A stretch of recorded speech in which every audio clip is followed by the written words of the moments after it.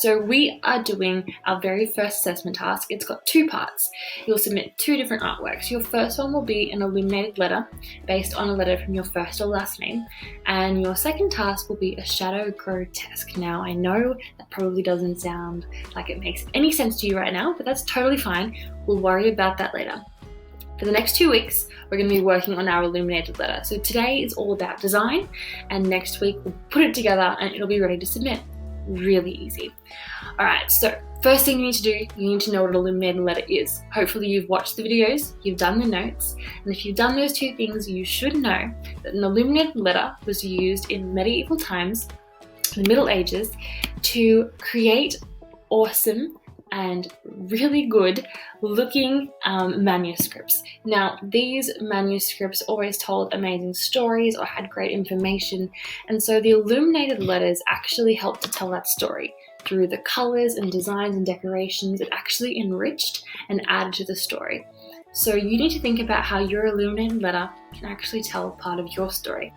I have a few tips and tricks for how you can do this. So you open up your internet and you type in the website, the font.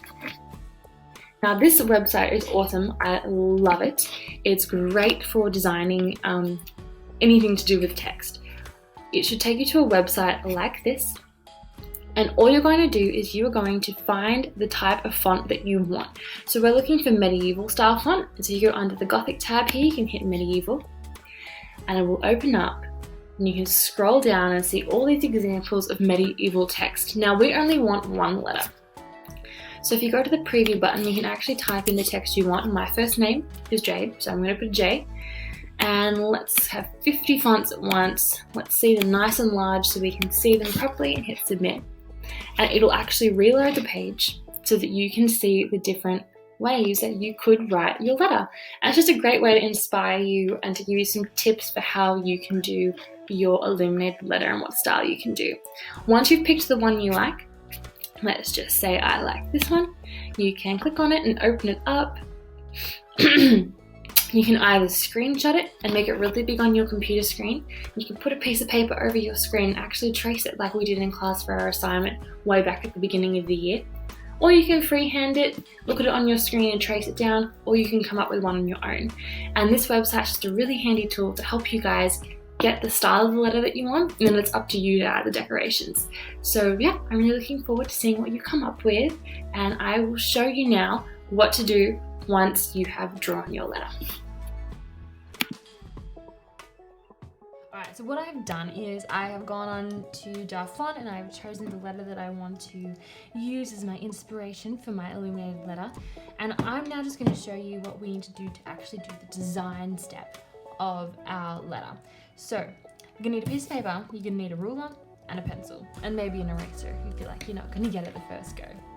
What you'll need to do is just rule a rectangle in the middle of your piece of paper. Now I don't want it super small, because we're focusing on creating a detailed design. It doesn't have to be a full A4 page, but I would like to see a nice, let's say medium-sized rectangle.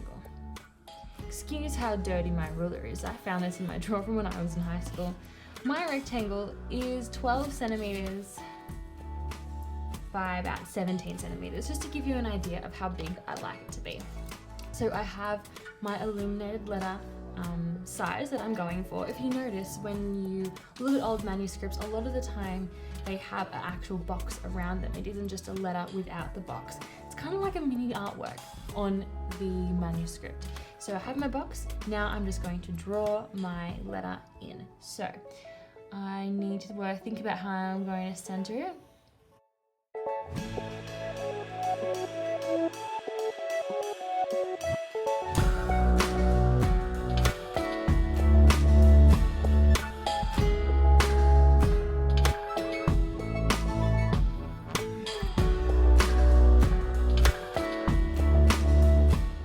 Okay, so there's a really basic illuminated letter design.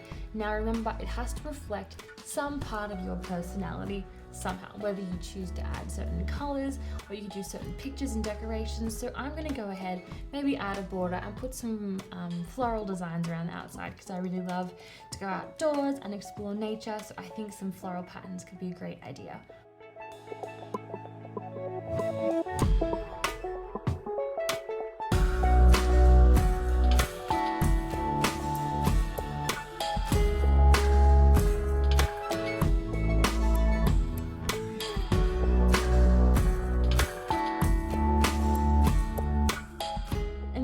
My basic design, I have got the J in the center. It's nice and bold and big and in my face, and I've added just something simple as a decoration to reflect a little bit of my personality. So I've just got the nice simple little border. I've thought about how I'm filling my space, how this side's actually bigger than this side with my border.